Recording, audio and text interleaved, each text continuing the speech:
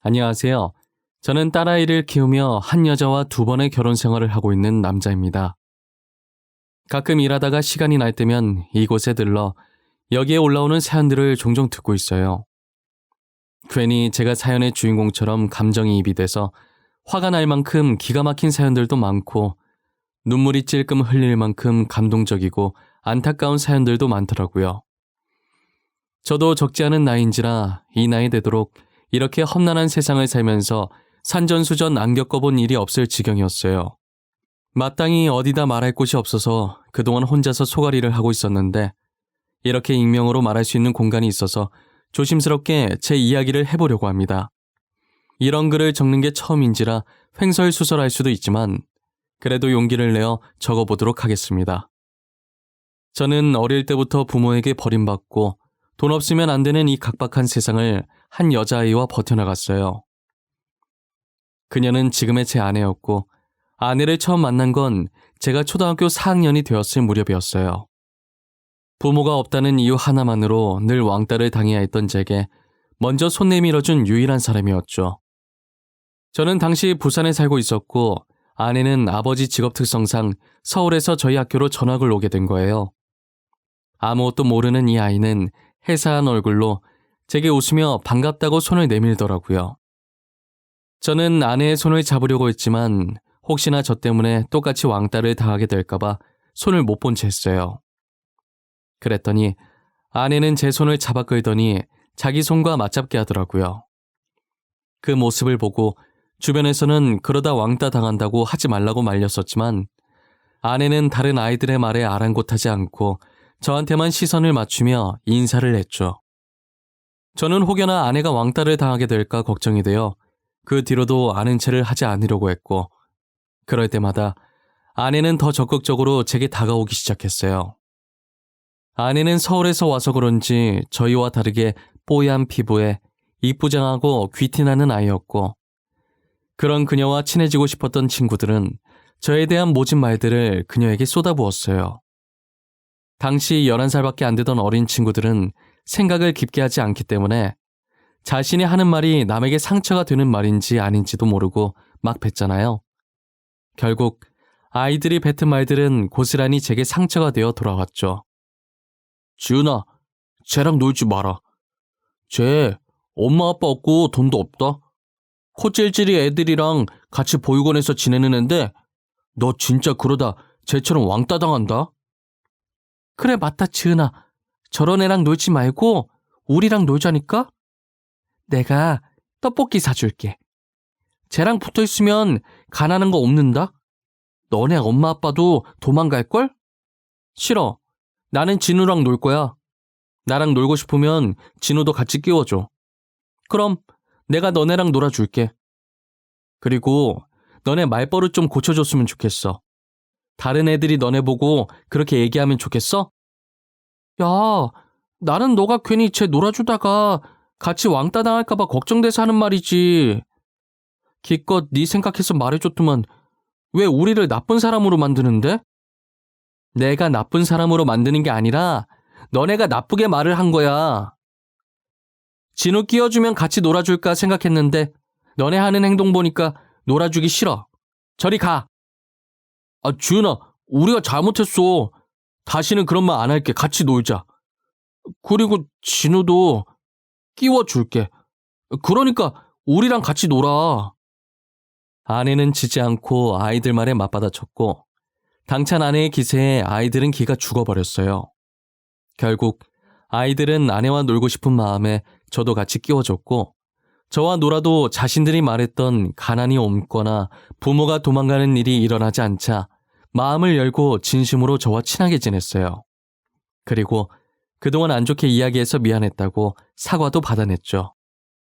저는 그녀 덕분에 처음으로 친구라는 게 생겼고 우정이라는 게 뭔지 알게 되었죠. 그리고 그녀는 저를 보육원에서 빠져나올 수 있게 도와줬어요. 사실 저보다 어린 동생들을 봐주는 게 보통 쉬운 일이 아니었고 날이 갈수록 늘어나는 동생들을 보며 하루라도 빨리 이 지옥에서 빠져나오고 싶었죠. 하지만 제가 초등학생이니 아르바이트도 할 수가 없어서 보육원을 나온다고 하더라도 혼자서 생활할 집도 돈도 없었어요.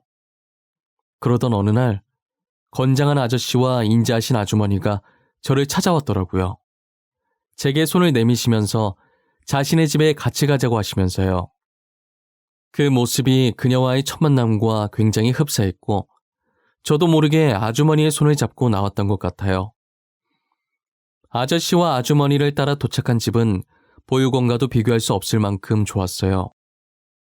이런 집은 처음이라 신기해서 마당 이곳저곳을 둘러보고 있었는데 집 문이 열리더니 한 여자아이가 고개를 빼꼼 내밀고 있더라고요. 저와 또래로 보여서 반가운 마음에 달려갔다가 아이의 얼굴이 선명하게 보였을 때쯤 힘껏 달리고 있던 제 발이 더 이상 떨어지지가 않더라고요. 그 여자아이는 다름 아닌 제 아내였던 거죠. 알고 보니 그녀가 밥도 안 먹고 부모님께 몇 날 며칠을 조르고 졸라서 저를 데려오게 만든 거예요. 그녀의 말을 들으니 제 사정이 너무 딱했고 어차피 남는 방도 하나 있어서 데리고 왔다고 하시더라고요. 그렇게 저는 아내의 도움으로 지옥 같았던 보육원 생활을 끝마칠 수 있었어요. 아저씨와 아주머니는 정말 친부모님처럼 저를 잘 챙겨주셨어요. 아내와 저를 차별하지 않고 뭐든 동등하게 사랑을 베풀어 주셨죠. 저는 나름 친근하게 대해드리고 싶어서 장난으로 엄마 아빠라고 했었는데 듣기 좋다고 하셔서 계속 그렇게 부르게 되었죠. 처음엔 그녀를 향한 제 마음이 저를 구해준 고마운 존재, 그 이상도 그 이하도 아니었어요. 하지만 한 집에서 같이 생활하면서 평소 아내에게 안 보였던 면도 많이 발견하게 되고 변함없이 저를 챙겨주는 아내의 모습에 어느샌가 저도 모르는 사이 사랑으로 바뀌어 있더라고요. 혼자서만 짝사랑하는 건 줄 알았는데 아내도 저를 짝사랑하고 있었고 저희는 그렇게 서로가 서로에게 첫사랑이었어요. 서로의 마음을 확인한 건 고등학생 때였어요. 제가 동아리 이야기한다고 여자 후배와 나란히 앉아서 이야기를 하고 있었는데 그 모습을 아내가 보고 오해를 해서 질투를 하는 거예요. 고백을 그렇게 하려고 했던 건 아니었지만 오해는 풀어야 할 것 같아서 고백 아닌 고백을 해버렸죠. 너 아까 그 여자애 뭐야? 나란히 앉아가지고 시시덕거리면서 아주 좋아 죽던데? 너 요즘 동아리실 자주 가더니 저 애 때문에 간 거지? 무슨 소리고? 언제? 내가 누구랑 시시덕거렸는데? 내는 그런 적 없는데. 아, 혹시 주연이랑 있을 때 말하는 기가? 야, 그거는 우리가 축제할 때 할 일이 있어서 그런 거지. 우리? 우리라고 할 정도로 가까운 사이인가 봐. 조만간 사귀겠다? 축하해. 둘이 진짜 잘 어울려. 내가 진심으로 응원할게. 니 진짜 왜 그러는데? 나 좋아하는 사람 따로 있다고. 주희는 진짜 아니다. 니, 내 못 믿나? 내 거짓말하는 거 딱 질색인 거 알지? 주영이는 확실히 아니다. 근데 니 혹시 질투하나? 이씨, 그래. 이왕 들켜서 하는 말인데 나 네가 여자 후배들이랑 있는 거 볼 때마다 짜증나 진짜. 마음에 안 든다고. 됐어? 이제 속이 시원해? 아, 속이 아주 뻥 뚫리고 시원하다. 내가 이렇게 말하려던 건 아니었는데 네, 니 좋아한다. 남자답게 멋있게 고백하려고 했는데 니 때문에 다 망했다. 아내는 한껏 열을 내며 화를 내다가 제가 자신을 좋아한다는 걸 알자 화내던 걸 멈추고 갑자기 수줍어지면서 양볼을 발그레 붉히더라고요. 그 모습이 어찌나 귀엽던지 저는 아직도 그때의 기억이 어제일처럼 생생해요. 저희는 그렇게 서로의 마음을 확인하는 순간부터 연인이 되었어요. 함께해온 시간이 긴 만큼 서로에 대해 모르는 게 없었어서 이른감이 없지 않아 있지만 성인이 되고 제가 군대를 갔다 온 뒤에 바로 결혼을 했어요. 처음 저희가 결혼하겠다고 인사드리니 장인 장모님께서 엄청 좋아하시더라고요. 저라면 믿고 자신의 딸을 맡길 수 있겠다고 하시면서요. 고마워할 사람은 저인데 오히려 장인 장모님께서 고맙다고 눈물을 흘리시더라고요. 저는 그동안 키워주셔서 그리고 아내를 제게 믿고 맡겨주셔서 감사하다고 큰절을 올렸어요. 저희는 일찍 아이를 가지고 싶다는 생각이 전혀 없어서 충분히 신혼을 즐기다가 딸을 하나 낳았었어요. 다행히 딸이 저를 안 닮고 아내를 닮아서 피부도 뽀얗고 쌍꺼풀도 짙은 게 너무 이쁘더라고요.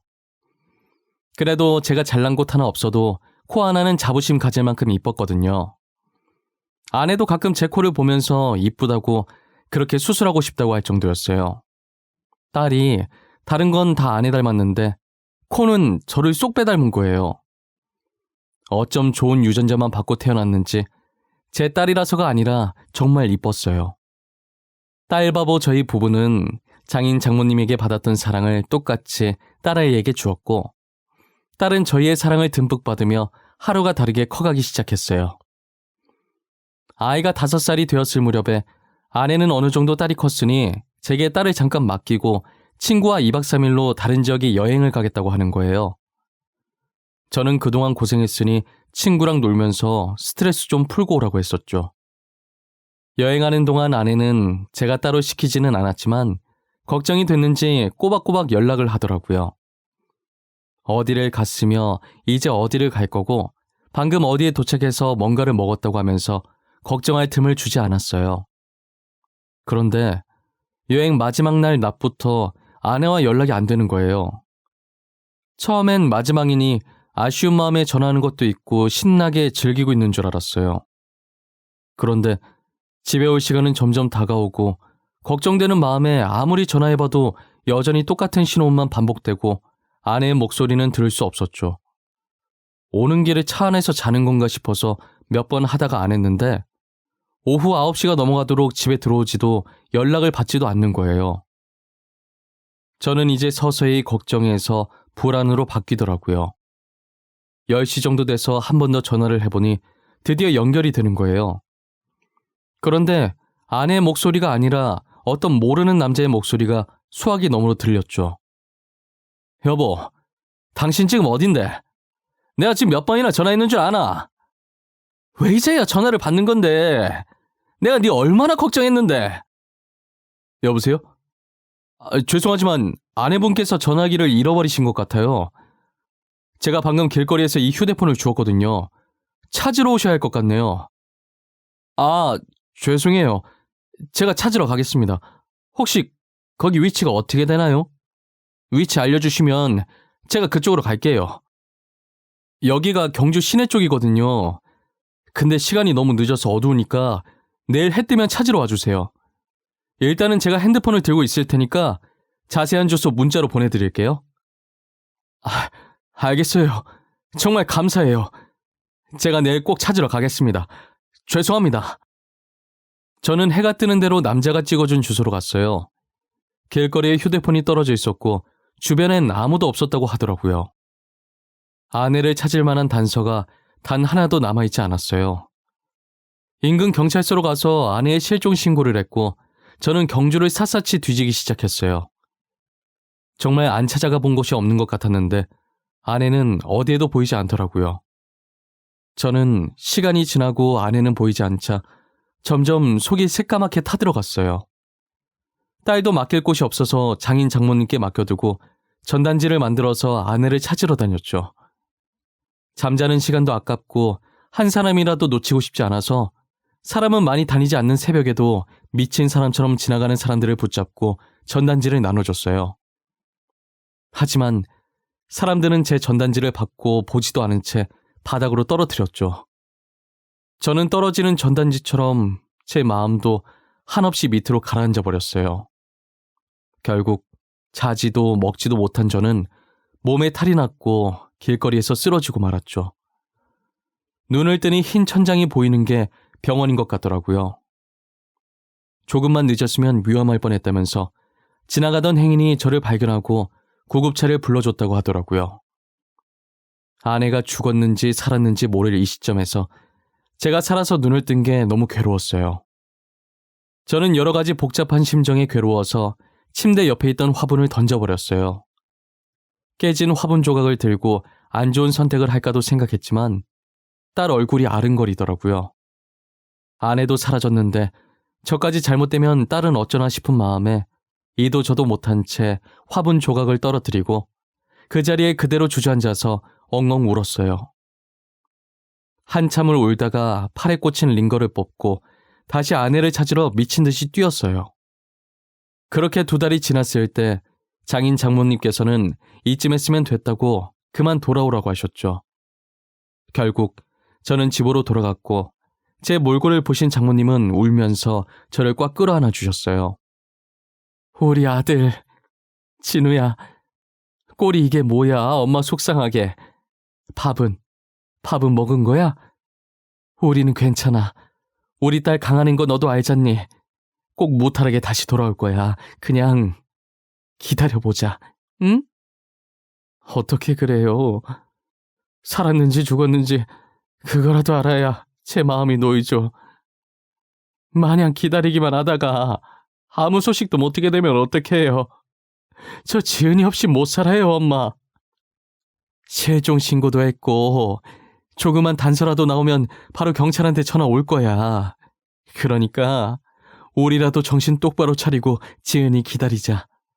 네 몸도 좀 살피면서 믿고 기다려보자. 엄마 앞에서 이런 말해서 정말 죄송한데요. 저는 진짜 지은이 없으면 못 살아요. 우리 지은이 없으면 저도 없어요. 미안할 게 뭐 있어. 다 네가 우리 딸을 많이 아껴서 하는 말인데 우리는 오히려 고마워. 이렇게까지 우리 딸을 사랑해주고 아껴줘서. 그래 아들아, 우리는 너한테 너무 고맙다. 몸 많이 상했네. 이제 그만하고 쉬거라. 응? 너 이러다 죽겠어 이거사. 저는 장모님의 만류에도 아내 찾는 것을 포기하지 않았어요. 그렇게 시간은 훌쩍 지나 15년이란 세월이 흘렀고 5살이던 딸은 어느덧 20살이 되었죠.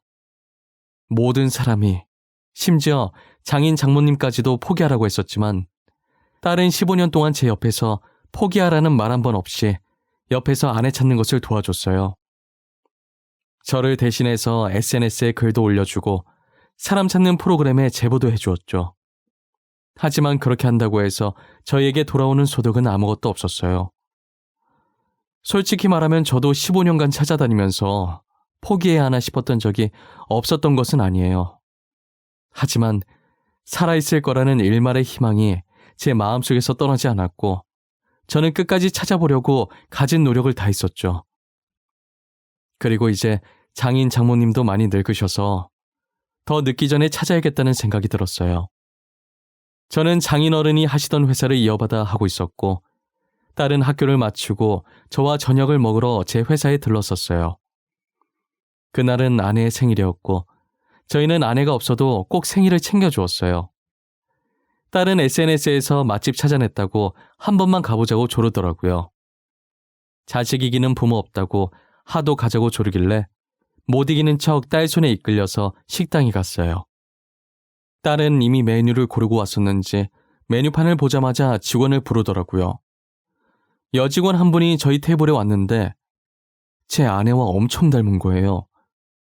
저도 모르게 여직원에게 아내 이름을 불렀고 여직원은 누구냐는 듯이 쳐다보더라고요. 저는 그 직원이 아내라는 것을 한 번에 알 수 있었어요. 그 직원 손목에 아내와 똑같은 크기와 모양의 큰 점이 있었거든요. 저는 그 점을 보는 동시에 아내라고 확신할 수 있었어요. 하지만 딸은 너무 어릴 때라 엄마를 기억하지 못해서 못 알아봤고 여직원에게 사람을 찾고 있는데 착각한 것 같다고 죄송하다고 하면서 왜 그러냐는 듯이 저를 막아서기 시작했어요. 저는 확실히 아내가 맞다고 손목에 있는 점을 보라고 했죠. 제가 아내 찾는 글을 올려달라고 부탁했을 때 남들과 다른 특징이 뭐 있을까 하다가 딸한테 옛날 사진을 보여주면서 손목에 점 있다는 얘기를 했었거든요. 그래서 딸이 얼굴은 잘 기억 못해도 점 하나는 기억하고 있었어요. 모양도 특이하게 약간 하트 모양으로 생겨서 딸이 신기했었거든요. 그런데 그 여직원한테도 하트 모양 점이 있으니 딸도 저처럼 놀라더라고요. 딸은 그때부터 눈에서 눈물이 차오르기 시작했고 저는 직원에게 기억 안 나는 거냐고 물었죠. 여직원은 저희 대화를 들어도 아무것도 모르는 눈치였고 옆 테이블에서 주문받다가 우연히 이야기를 들은 사장님이 조심스럽게 저희 쪽으로 오시더라고요. 혹시 저 직원이랑 아는 사이예요? 아니, 들으려고 들은 건 아니고 어쩌다 옆에 있어서 듣게 됐는데 직원이랑 아는 사이인가 해서요. 네, 제가 15년 전에 잃어버린 아내예요. 그런데 전혀 기억을 못하는 것 같아요. 놀러 간다고 나갔다가 그 뒤로 집에 들어오질 않았거든요. 어머머, 15년 전이면 맞네. 내가 저 직원 데려온 게 15년 전이거든요. 저랑 처음 만났을 때도 아무것도 기억을 못 하더라고요. 혹시나 무슨 일 생길까봐 제가 데리고 왔어요. 사장님께서 저희 아내를 데리고 오셨다고요? 아니, 어떻게 해요? 어디서 데리고 오셨는데요? 저희한테 자세히 말씀해 주실 수 있나요? 알고 보니 아내가 여행 마지막 날 새벽에 경주에서 사고가 났었나 봐요. 당시 사장님께서 봤을 땐 운전석에는 아무도 없었고 아내만 쓰러져 있었대요. 사장님께서도 경주로 여행 갔다가 속이 답답해서 산책 나오신 건데 우연히 사고 현장을 지나가게 돼서 아내를 발견하게 됐다고 하더라고요. 일단 먼저 119에 전화를 했고 가족한테 알리려고 아내 주머니를 뒤졌는데 휴대폰이 없었다는 거예요. 그냥 병원에 두고 가자니 신경 쓰여서 옆에 있었는데 아내가 일어나서 아무것도 기억을 못 하더랍니다. 사장님께서는 어떻게 하나 고민하다가 가뜩이나 기억도 없는 사람인데 두고 가면 무슨 일 생길까 걱정돼서 자신이 데리고 오는 게 나을 것 같다는 생각에 여기로 데리고 오게 되었다고 하시더라고요. 식당 사장님이 여자분이셨는데 오래전에 죽은 자기 동생 같아서 동생처럼 돌봐주고 계셨다는 거예요.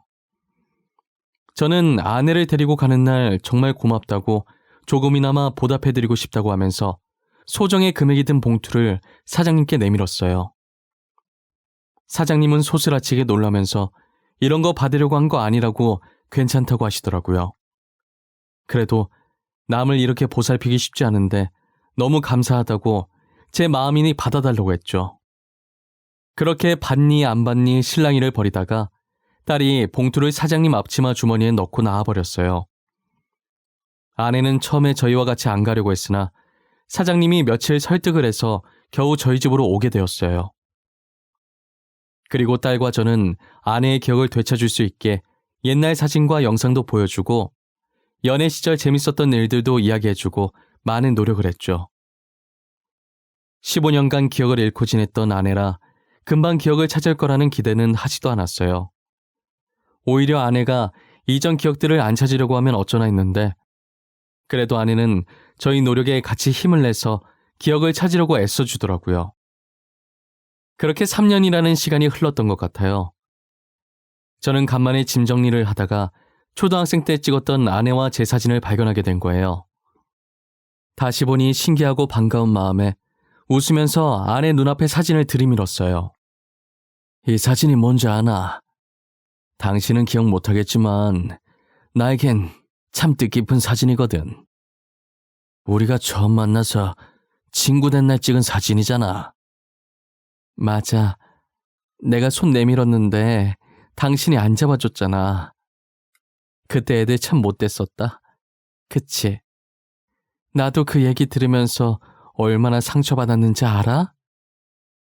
여보, 지금 당신 기억 돌아온 거가?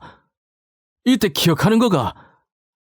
나 그날 일 말하면서 애들이 나쁜 말 했다는 건 말한 적 없는 것 같은데. 기억나. 어제 일처럼 또렷하게. 다 기억나는 건 아니지만 저 때는 기억이 나네. 이제 조금씩 기억이 돌아오려나 봐. 저 사진이 도대체 몇 년 전이야? 당신 사진 안 찍겠다고 난리쳤었는데. 당신 진짜 기억해냈구나. 잘했다. 진짜 너무 잘했다.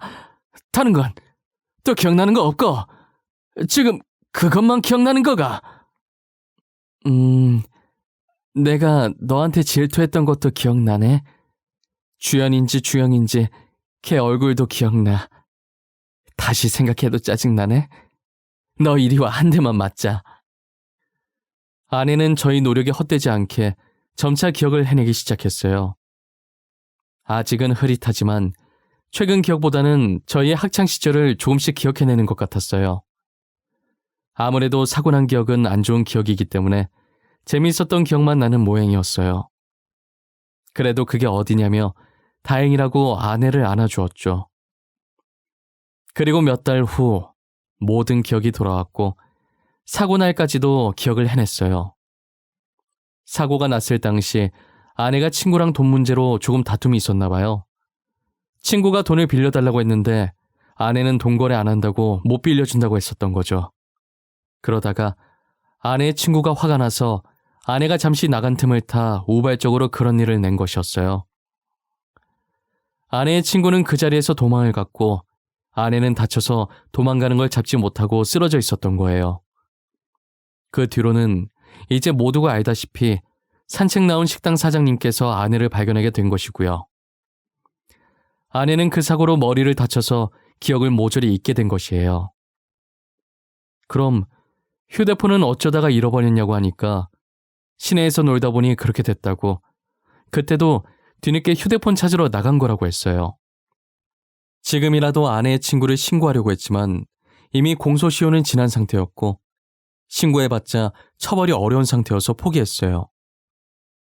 그래도 이렇게 아내를 다시 찾고 잊었던 기억들도 다 되찾을 수 있어서 저는 그것만으로도 다행이라는 생각이 들었어요. 아내는 처벌도 어려우니 이제 그 사건을 그냥 잊고 싶다고 하더라고요. 저도 아내의 뜻을 따라 더 이상 그 사건에 대해 언급을 하지 않기로 했어요. 지금 아내와 저는 서로를 챙겨주며 예전처럼 잘 살고 있어요. 딸도 작년에 듬직한 사위와 결혼해서 지금은 귀여운 외손자까지 낳고 잘 지내고 있어요. 참 딸은 엄마 팔자 닮는다고 사위도 저처럼 보육원 출신이더라고요. 그래서 그런지 뭐라도 있으면 더 챙겨주고 싶고 사위의 든든한 보호자가 되어주고 싶었어요. 사위도 저희를 친부모라고 생각하며 잘 모시고 있고요. 요즘은 아내와 둘이서 손자 보는 재미에 빠져 있습니다. 저희가 딸 하나밖에 없어서 아들 키우는 재미를 못 봤었는데 지금 손자로 대신하고 있어요. 둘 다 맞벌이라서 그런지 아이 맡길 곳이 없다고 저희한테 맡기더라고요. 저도 한때 딸을 장인 장모님께 맡겼던지라 군말 없이 손자를 받아들였어요. 장인 장모님 하니까 생각났는데 아내를 다시 저희 집에 데리고 왔을 때 처가댁은 눈물바다였어요. 죽었을 거라고 생각했던 딸이 이렇게 살아 돌아왔는데 오죽하시겠어요? 저라도 온 집안이 수영장이 되도록 울었을 것 같아요. 기억 잃은 걸 알면 속상해 하실까봐 기억을 되찾은 뒤에 처가댁으로 데리고 갔었어요. 아내도 장인 장모님을 보자마자 많이 울었죠. 그런데 하늘도 무심하시지. 아내와 다시 만난 지 1년도 채 되지 않아 장인 장모님께서 한 달 차이로 세상을 떠나셨어요. 아내가 실종되고 마음의 병으로 두 분 다 몸이 급격히 안 좋아지셨었는데 아마도 아내를 볼 거라는 희망으로 다들 마지막 힘까지 버티고 계셨던 것 같아요. 마지막 가는 순간까지도 제 손을 붙잡고 포기하지 않아줘서 고맙다고 하셨죠.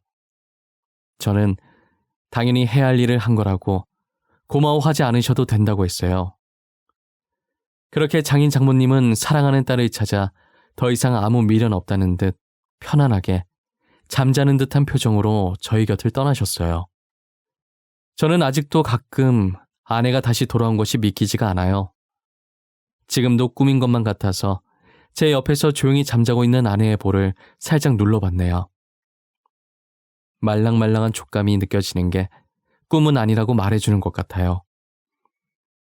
고온히 자고 있는 아내를 보니 그간 아내를 찾으려고 고생했던 제 노력이 헛되이지가 않았다는 게, 그리고 결국은 이렇게 아내를 다시 찾아냈다는 게 정말 행복했어요. 앞으로 안 좋았던 기억들은 다 잊고 행복했던 기억들만 안고 가려고 합니다. 아내는 예기치 못한 사고로 딸이 커가는 모습을 못 본 걸 많이 아쉬워하지만 그럴 줄 알고 남겨놓은 사진들과 영상들을 보여주면서 하루하루를 보내고 있어요. 어렵게 만난 아내인 만큼 두 번 다시는 아내를 놓치지 않으려고 합니다. 제 이야기는 이쯤에서 마무리해볼까 합니다. 저와 아내의 이야기를 들으신 여러분들은 지금 어떤 생각을 하시나요? 만약 저희 같은 상황에 처했다면 어땠을까요? 쉽게 포기하셨을 것 같나요? 아니면 저처럼 끝까지 찾으러 다니셨을 것 같나요? 뭐든 포기하지 않고 끝까지 하면 된다고 하잖아요. 저 말처럼 여러분들께 무슨 일이 생기든 절대 포기하지 않고 끝까지 해내셨으면 좋겠습니다. 그러다 보면 저희의 간절한 소원을 누군가가 듣고 이루어지게 해주지 않을까요? 어떤 일에도 늘 희망을 버리지 않으셨으면 좋겠어요. 그럼 지금까지 제 이야기를 들어주셔서 감사하고 앞으로는 늘 행복하고 좋은 일들만 가득하시길 바랄게요.